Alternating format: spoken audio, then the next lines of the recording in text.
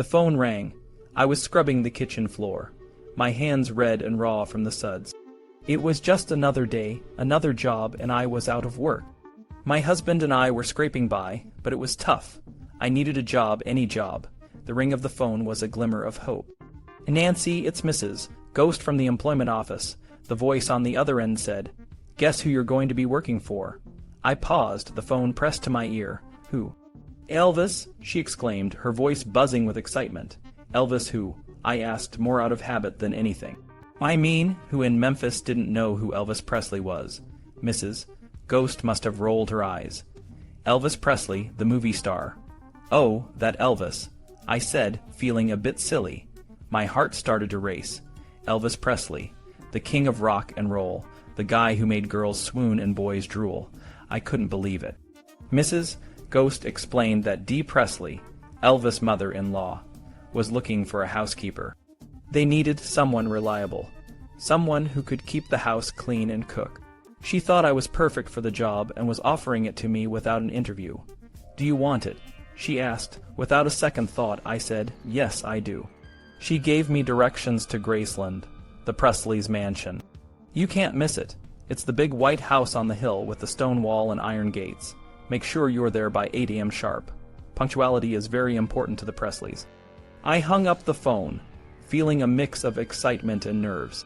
I had to see Graceland for myself, so that night, my husband and I drove out to find it. We drove south on Highway 51, and sure enough, there it was. The big white house on the hill, lit up like a Christmas tree. It was breathtaking. The long driveway was lined with lights, and the iron gates with giant musical notes were open. The house was surrounded by tall trees, their branches swaying in the gentle breeze. It was like something out of a movie. As we sat in the car, my husband said, "You must be pretty special to be working for a movie star." I smiled, feeling a sense of pride and a little bit of fear. What if I screwed up? What if I wasn't good enough? But I pushed those thoughts aside. I was going to do my best, and that's all that mattered. The next morning, I woke up early, my heart pounding. I got dressed in my best outfit and made sure everything was in order. I wanted to make a good first impression. I arrived at Graceland a few minutes before 8 a.m., my hands shaking as I approached the gates. Fans were already gathered outside, whispering and pointing. I felt a bit out of place, but I took a deep breath and drove through the gates. The guard smiled at me and said, "Welcome aboard, we're glad you're here." I felt a wave of relief wash over me. I drove up the long driveway, under the tall trees, and parked near the carport. My car looked like a toy next to the luxury vehicles parked there, including the famous pink and white Cadillac. As I got out of my car, a woman approached me. She was wearing a neatly starched white service dress and a matching apron. "Hi, I'm Daisy," she said. "Welcome to Graceland. I'm one of the cooks here. Follow me, and I'll introduce you to the family." Daisy led me through the carport and into the house. The inside was even more impressive than the outside. The floors were polished to a shine, and everything was spotless. We walked through a room with exotic plants and a waterfall, which I later learned was called the Jungle Room, and then through a small hallway leading under a stairway. We stopped in a first-floor bedroom.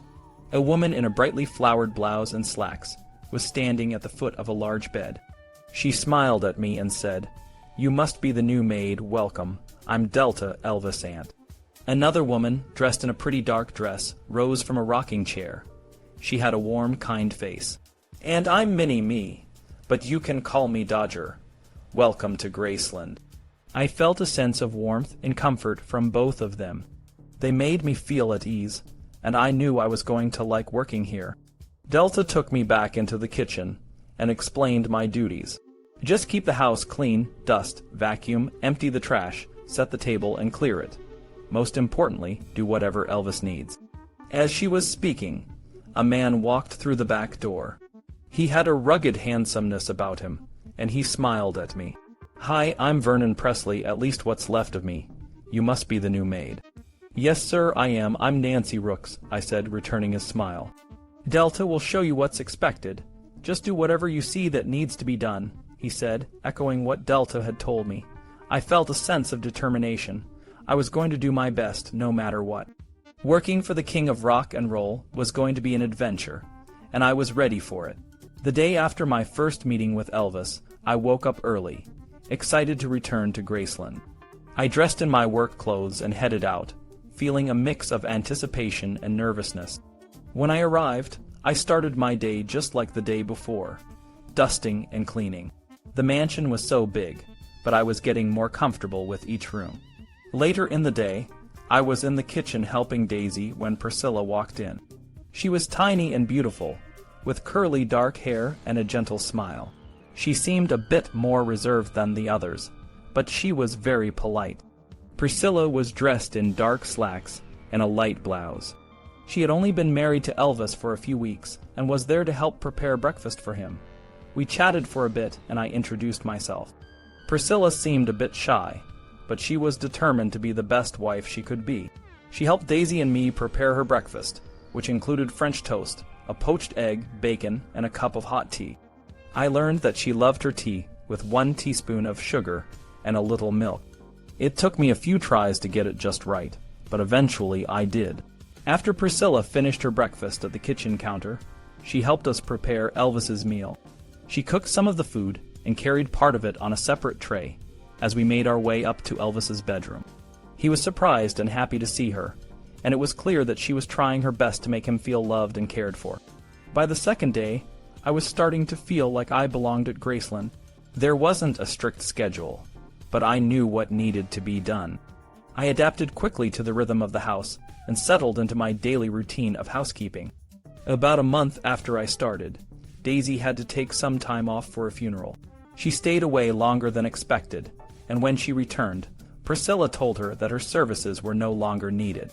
Daisy was upset and went to Dodger's bedroom to ask for help.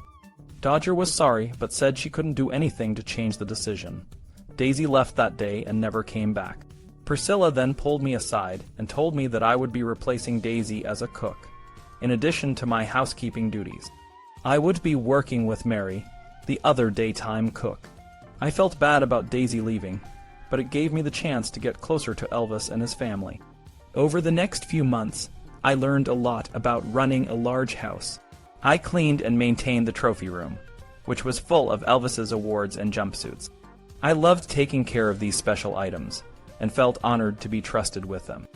I also helped with the chandeliers, which were beautiful but delicate. One day, Aunt Delta asked me to clean the chandelier over the dining room table. I was a bit nervous as it was very expensive, but I took my time and did my best. Every day brought new challenges and experiences, but I was learning to handle them all.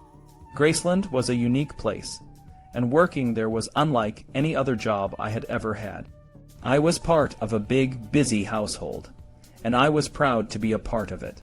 As the days turned into weeks, I felt more and more at home. I was being as careful as I could, taking off my shoes and placing a towel on top of the table before climbing up to clean the chandelier. I thought it would be easier to rotate the chandelier one stem at a time, so I wouldn't have to move around on the table. Everything was going smoothly, until I got to the last stem. That's when I noticed the chandelier starting to slip down. It was a scary moment, and I quickly realized it was about to fall out of the ceiling. I started screaming, and Mary rushed into the room. She ran outside to get George Coleman, the electrician, who was working on the front of the house. He came in, jumped up on the other side of the table, and started rotating the chandelier in the opposite direction. It turned out the chandelier wasn't properly fastened to the ceiling, and I had been unscrewing it while cleaning. George fixed it and explained that it was one of the most expensive chandeliers in the house. He also said how lucky I was that it didn't fall on me. If it had, I could have been seriously hurt. Elvis was upstairs sleeping and didn't hear anything. George reassured me that even if it had fallen, Elvis would have probably just laughed it off. I was glad he never found out about it, and I never cleaned the chandelier that way again. Working at Graceland was a job I truly enjoyed. In the 10 years I worked there while Elvis was alive, and even after he passed away, I only missed 5 weeks of work because of a thyroid operation. Every day was fun, and I did whatever needed to be done. I helped Aunt Delta collect eggs from the henhouse, painted around the house, swept leaves off the sun porch, answered phones, took clothes to the cleaners, babysat Lisa Marie, washed and waxed Elvis cars, and even hemmed his pants while he was wearing them. He would stand on the third step leading up the back stairway from the kitchen, and I would hem them right there. One of the most memorable things was being there for Elvis when he just wanted to talk. Sometimes he would come into the room where I was cleaning, sit on the couch, and start talking about whatever was on his mind. He might rant about someone taking advantage of him, or discuss a problem with another employee. More often, though, he just wanted to chat about life. We talked a lot about religion, and he shared his thoughts on death and heaven. He believed in an afterlife and once told me he wanted to die on August 14th, the same day his mother died. I was always amazed at how close he came to that day. We had several private conversations, and I treasure those moments. The kitchen at Graceland gave me a unique insight into what Elvis liked to eat. He had a strong dislike for fish, and wouldn't even let the smell of it in the house. We could only cook it when he was away on tour or making a movie, and we had to make sure the smell was gone before he came back. Elvis loved Southern-style cooking, especially fried chicken, meatloaf, roast beef, and lasagna. He enjoyed hearty meals with lots of butter, gravy, and grease. He also loved fried peanut butter and banana sandwiches, large cheeseburgers with fries, and giant bacon sandwiches. He had a huge sweet tooth and would eat large quantities of homemade icebox pies, popsicles, and ice cream sandwiches. We always kept watermelon and cantaloupe in small bite-sized pieces in a refrigerator upstairs for him. Elvis tried different diets over the years, like a health food diet from California. He was so convinced he would lose weight that he had Aunt Delta order a lot of the food, which filled up the freezers at Graceland. He quickly lost interest, and I ended up storing some of it in my freezer at home. I still have the empty bags, and can't bring myself to throw them out. As time went on, I took on more responsibilities and earned the respect of Aunt Delta, who oversaw the daily operations at Graceland. She was the one everyone went to when something needed to be done, and she kept a close eye on everything. Through her, I learned how things worked at the mansion. Graceland was a beautiful old house, and I learned that it had been owned by a well-to-do family in Memphis before Elvis bought it. My father-in-law told me he used to work as a sharecropper nearby, and had a tooth pulled by a dentist who lived at Graceland before Elvis. Elvis moved into Graceland in April 1957 and started renovating it immediately. He built the famous rock wall and musical gates. When he had the house painted, a union dispute arose because the painters weren't unionized. Vernon made sure to hire union workers for any future work. Grandma shared stories about moving to Graceland. She said they moved to Memphis when Elvis was 13 and they were very poor. Elvis started his career and things changed. They needed a larger house to avoid complaints from neighbors about the crowds. Vernon and Gladys found Graceland, and everyone loved it. It was owned by a doctor at the time and had been used as a church. Elvis bought it and they all moved in. After Gladys passed away, Grandma moved into her and Vernon's old bedroom to avoid the stairs. When Elvis first bought the house, it was in disrepair. It had been used as a church, and the basement was unfinished. The back stairway was outside, leading to a small patio. The jungle room wasn't there. It was an enclosed and screened-in porch. In the 70s, Elvis transformed it into the room visitors see today, with the green shag carpeting on the ceiling and the waterfall. Lisa Marie loved to take naps on the massive chair next to the waterfall. It was so big that she could stretch out and sleep comfortably. The chair was so big that to get it inside, the far right window had to be taken out. One of the workers chipped the glass while trying to remove the window casing, and it had to be replaced. Vernon didn't stop complaining about the cost for days. Elvis loved the waterfall in the house, which Bernie Grenadier had designed and installed. However, it splashed water on the carpet, so they had to mop up the wet spots often. The trophy room, a favorite on tours, wasn't part of the original house. It was once an open grassy area with 2 big shade trees. Elvis used to have a barbecue pit there, and they had many fun summer nights by the pool. Later it became a long covered walkway, which is now the hallway for the Hall of Gold in the trophy room.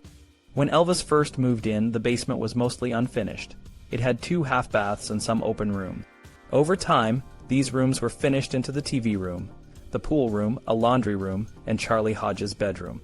The basement sometimes flooded, and Charlie would step into water when he got out of bed in the dark, causing him to scream. Elvis originally had his plaques and awards hanging in what is now the TV room. As he received more trophies, he turned a first-floor room into a showcase area, which became known as the trophy room. The house saw many changes over the years. When Vernon and Dee moved in, the 4-car garage was converted into a 2-bedroom annex. This annex eventually became home to several of the Memphis Mafia. Priscilla stayed in one of these bedrooms when she came to Graceland after Elvis's death. The annex was later updated with a modern kitchen for Vernon, who moved there in 1978 because of his heart condition. Priscilla's bathroom was redecorated twice after she moved out. Elvis's bathroom also got a new look, including a large round circular shower. He used to have his hair trimmed and washed in the old barber's chair, which was later moved to the bathroom near the pool. Elvis's bedroom was redone in dark Naugahyde, with the windows blocked out by heavy drapes to keep it dark. He had neon lights around the walls that stayed on 24/7. The light switch was near the TV monitor. He had a custom-made king-size bed with armrests for watching TV or reading. When the bed was delivered, it had to be folded in half to get it up the stairs, but it wasn't damaged.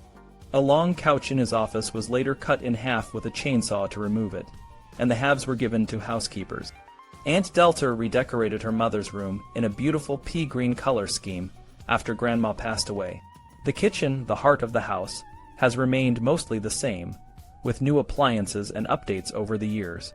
Plexiglass protects the drawers and appliances during tours, but the kitchen and dining room are still used by Priscilla and Lisa Marie for meals. Years ago, Elvis would eat his meals at a small kitchen table with Vernon and Gladys. The kitchen was always bustling with activity. Aunt Delta often ate breakfast with the housekeepers, serving eggs, bacon, toast, and coffee. Dodger, always dressed beautifully, would join them later with biscuits and red-eye gravy. Dodger shared many stories of Elvis's childhood. She talked about how Elvis's twin brother didn't survive, blaming the doctor for not realizing there were 2 babies. She also told us how they couldn't afford medicine when Elvis was sick, so they used peppermint candy soaked in moonshine. Elvis would sometimes walk over to her house when he was upset, carrying his clothes in a paper bag. He once got his clothes wet in a ditch and was spanked, and another time he called his dad Vernon instead of Daddy, which got him in trouble. Dodger said Elvis would sleep a lot as a baby, and he was afraid of his grandfather because he drank heavily. These stories made us understand Elvis better, not just as a superstar, but as a boy who grew up in tough times. The kitchen at Graceland, with its warm memories, was truly the heart of the house. Dodger had endless stories to share about young Elvis. She often spoke about how he would light up the church with his joy and passion for singing. We always took Elvis to church, and he'd be the first one to clap his little hands and shout hallelujah. He'd run down to the front, near the choir, and just go wild with excitement. He'd stand there, facing the audience, swaying back and forth to the music, not caring about the smiling faces around him. She would say with a fond smile. Elvis's musical talent came naturally, Dodger explained. Both his parents, Gladys and Vernon, had beautiful singing voices and were musically gifted. Gladys, in particular, was a fantastic dancer in her younger days, which likely influenced Elvis's unique way of moving on stage. Cooking was another big part of Dodger's life, and she had a lot to say about that too. She taught Gladys how to cook after Vernon and Gladys got married. I had to learn to cook at a very young age because we were so poor. I cooked for both black and white folks in our neighborhood who were sick and couldn't cook for themselves. When you're poor, you help each other out, she would often say. Dodger remembered the first time she tried to cook. She was only 7 or 8 and decided to surprise her mother with some cornbread. I mixed cornmeal and water together and cooked it. When Mama got home, I told her, "I fixed some cornbread for you." She took a bite and politely said, "This is really good, but next time try putting some lard and flour in it." After that, her mother started teaching her how to cook properly, and Dodger passed on those skills to Gladys. Elvis grew up on what Dodger called old Southern style, cooking things low and slow. She taught me how to make dishes like fried green tomatoes, fried lettuce, old-fashioned tomato soup, and ham gravy. She insisted that pork was best when cooked until it was tender and juicy. Dodger also shared stories about her pregnancies and the different food cravings she had. When I was pregnant with Vernon, I craved snuff. With Gladys, it was fish, and with Vester, it was whiskey. Nash made me crave dirt. She would laugh. She noted that Vernon and Delta were more like their father, while Vester, Gladys, and Nash took after her. Life was tough growing up, and Dodger often talked about the responsibilities she had as a child.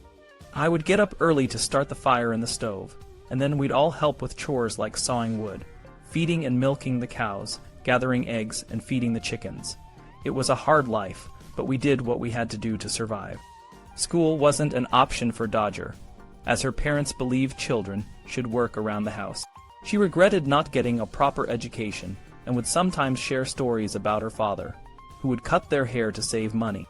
I used to get whippings because I didn't like the way he cut my hair and would try to fix it myself. My hair started turning white when I was young, and I hated it. Despite the hardships, Dodger had a strong spirit. She started coloring her hair dark later in life, determined never to have white hair again. She even hinted to Elvis that he should color his hair, and he took her advice.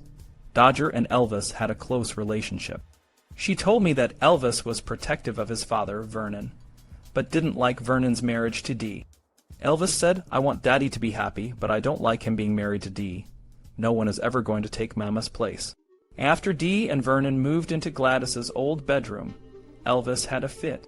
They decided to build a house on Dolan Street so Vernon could be close by, but Dee wouldn't live in Graceland. Jesse, Dodger's husband, was a difficult man. He was often absent and drunk, and didn't help raise the children.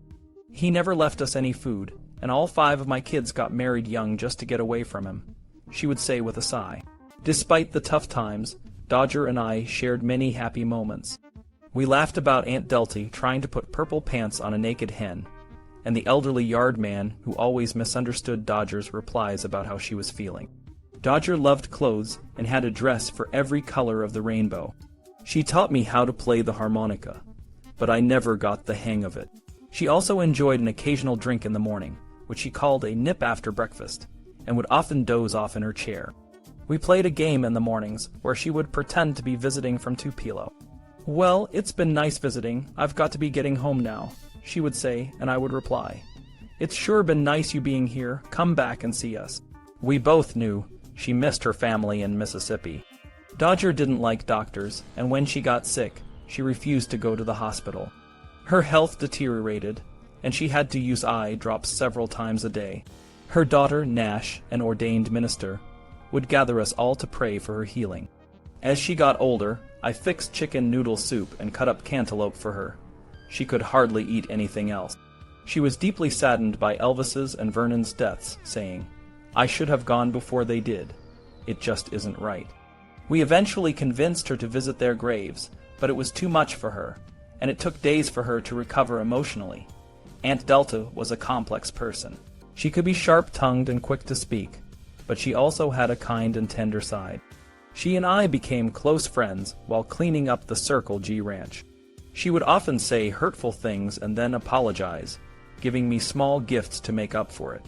Dodger and I spent many hours together, sitting on the front porch, singing hymns, and watching the fans gather at the gate. Those moments are some of my fondest memories of her. George Coleman often shared stories about his time at Graceland, the mansion where Elvis Presley once lived. One day, he and Patsy were sitting in the back office, watching the front gate through a camera. They saw the usual large, rotund female letter carrier deliver the mail and then leave. Patsy made a joke about her size, and they both laughed. Aunt Delta, Elvis's aunt, walked into the office just then and thought they were laughing at her. She exploded in anger, cussed at both of them, and stormed out. Patsy had to run after her to explain the misunderstanding, and eventually, Aunt Delta apologized to them. Aunt Delta was a strong-willed woman who took pride in keeping Graceland running smoothly. She was very particular about details, and didn't tolerate anything being done half-heartedly. Sometimes, after a few sips of bourbon, she would throw furniture around, causing minor damage. She would then call George, the electrician, even in the middle of the night, to fix the mess before Elvis returned home. George always came to help, and they kept it between themselves. Aunt Delta dressed simply in slacks and a blouse, even though she loved shopping and had many nice outfits. Her closet, it was so full that extra clothes were stored in the hallway closet. She was a heavy smoker and would walk her dog around the backyard at night, often scaring the night watchman. She sometimes forgot to reset the alarm after her walks, which worried the night shift staff. They had to remind her gently to set it, especially after Elvis's dog, Dodger, died, as the house now belonged to her. When Priscilla, Elvis's ex-wife, started thinking about opening Graceland to the public in the early 80s, Aunt Delta was upset. She felt the house was hers, and didn't want strangers coming in. She called Priscilla names, and complained that she would have to move. The staff spent a lot of time consoling her, and explaining that it was necessary to keep the mansion from going bankrupt. Eventually she agreed, but it was a tough transition. Planning meetings were held in the dining room, and the staff cooked dinner for Priscilla and other officials. Aunt Delta didn't want to face them, and stayed in the kitchen. She asked me, Nancy, to listen in and report back to her. I felt like a spy, running back and forth between the dining room and the kitchen. At one meeting, they asked Aunt Delta if she would consider moving to a new house, but she refused, saying she already had a nice one. When the tours started, they avoided the kitchen area to keep Aunt Delta's space private. But sometimes, after a few drinks, she would burst out of her room in a robe, hair in curlers, and a cigarette in her mouth, telling the tourists to leave. It was a challenge to manage her reactions and ensure the tours ran smoothly. After Dodger died, the focus shifted to taking care of Aunt Delta's needs. She became more dependent as she aged, and the staff had to do everything for her. It was sad to see her health decline so rapidly. When she died in 1993, the kitchen was added to the tour, and a part of Graceland's history seemed to end with her. Despite the chaos, there was a normal routine at Graceland. Elvis loved to relax in his pajamas, read the newspaper, and listen to music. He had TV all over the house and would watch shows like Kojak, Hawaii Five-0, and game shows. He also enjoyed swimming and would spend hours by the pool. He was very particular about being cold and had air conditioning units in his room. Christmas time was magical at Graceland. The house was decorated with lights, wreaths, and a huge tree in the dining room. Gifts piled up, and Elvis would sometimes let the staff take what they wanted. He would dress as Santa Claus for his daughter, Lisa, and set off fireworks in the backyard. The parties were lively, and everyone had a great time. Though he didn't drink, he would joke with the staff to be careful not to overindulge. Life at Graceland was a mix of the mundane and the extraordinary, a place where Elvis could be himself and where memories were made. Christmas time at Graceland was always extra special. Vernon, Elvis's father, would give out hams to the employees, but Elvis had his own way of doing things. He'd have some department stores stay open just for him, and he'd go shopping at midnight. I got all kinds of nice presents from him, plus generous cash gifts. The most special gift was a gold leaf Bible he gave me the last Christmas he was alive, in 1976. I knew he had picked it out just for me, and I read it every day. It was a gift from his heart. The Christmas decorations stayed up until after Elvis's birthday in January. It was always hard to take them down because it meant going back to the regular duties at the mansion. As his housekeeper, I cleaned his room every day. I changed his sheets and all 4 pillowcases daily. He had several sets of plain white linens, and he didn't have monogrammed sheets or pillowcases. He did have bedspreads with his initials on them sometimes.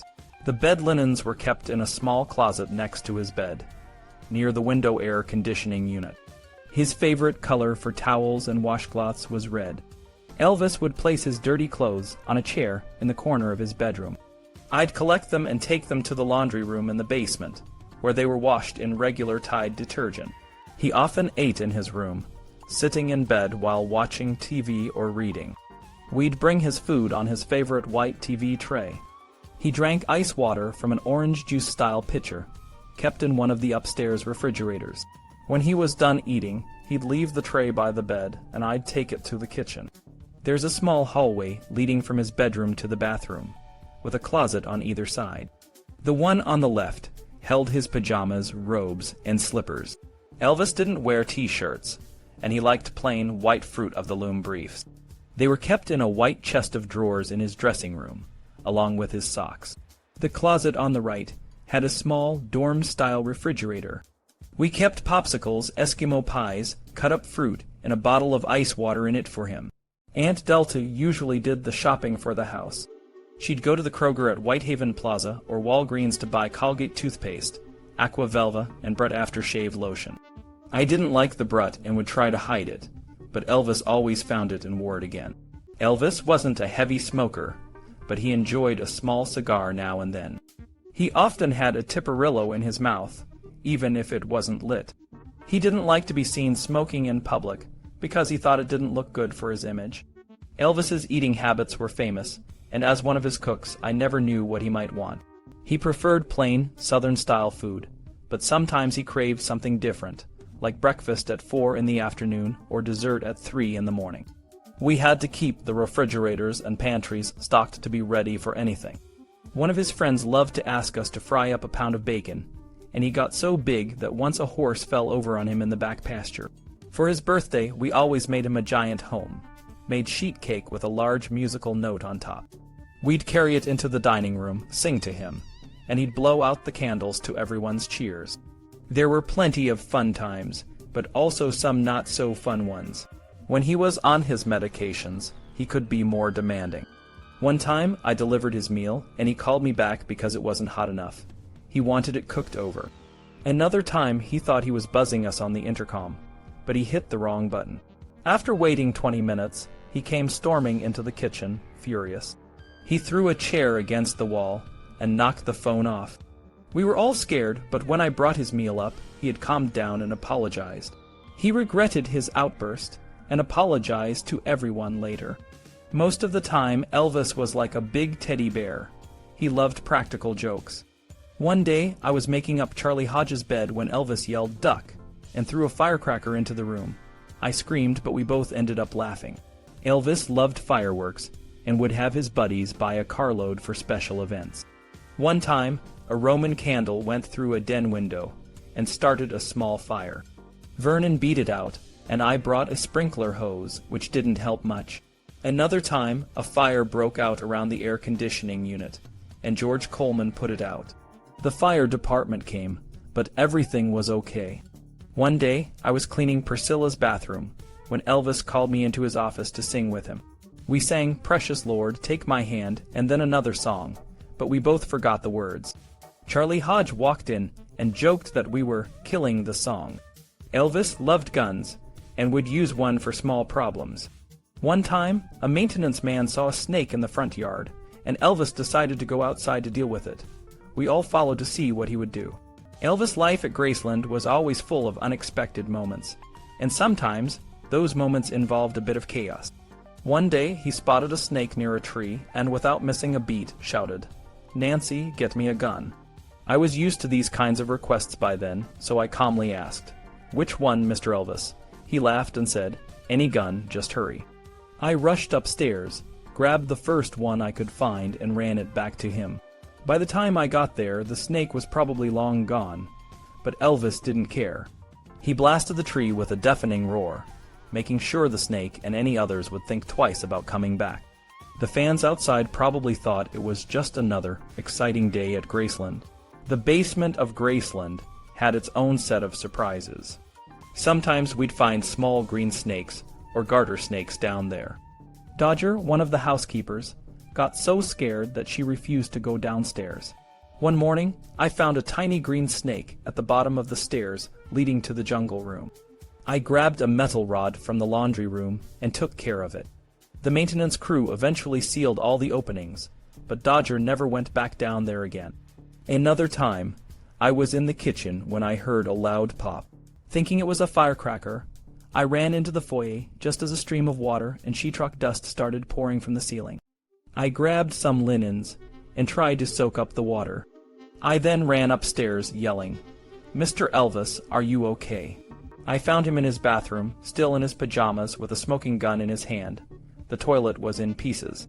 He just grinned and said he never liked that toilet anyway. Aunt Delta and the guys fixed it up, and you can still see the patch on the ceiling if you look closely. Elvis decided Priscilla needed to learn how to shoot a gun. He set up a target in the old well house and gathered his friends to cheer her on. Priscilla was nervous, but Elvis assured her it was easy. He handed her a .45 and told her how to hold it. She closed her eyes, jerked the trigger, and missed the target by a mile, sending brick fragments flying. Everyone scrambled for safety.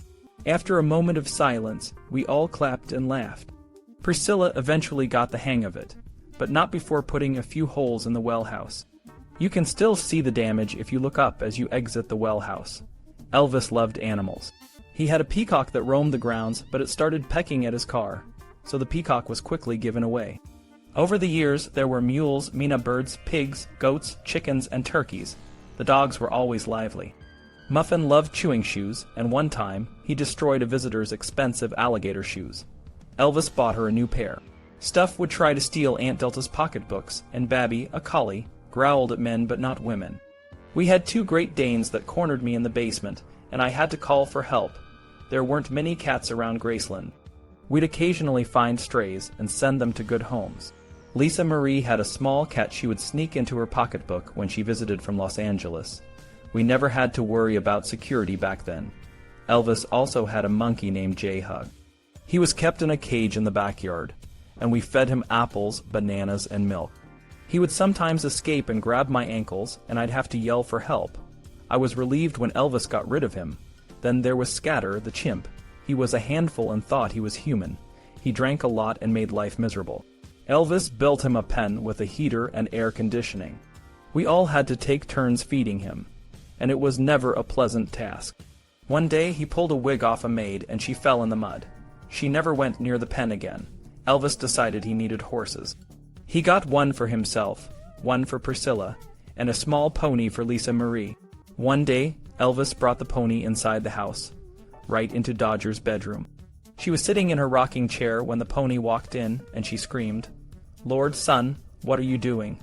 Elvis giggled, and Lisa Marie laughed. The pony did its business on the carpet, and I had the pleasure of cleaning it up. It was the last time Elvis brought an animal inside like that. Rising Sun, Elvis' beautiful horse, was a bit intimidating. He was large and had bitten a few people. One lady got her ear bitten when she tried to get a kiss from him. One afternoon, I was walking through the back pasture when Rising Sun charged at me. I ran back to Vernon's house, terrified. Life at Graceland was never boring. It was filled with laughter, chaos, and a lot of love. Each day brought a new adventure, and every memory is a story to tell.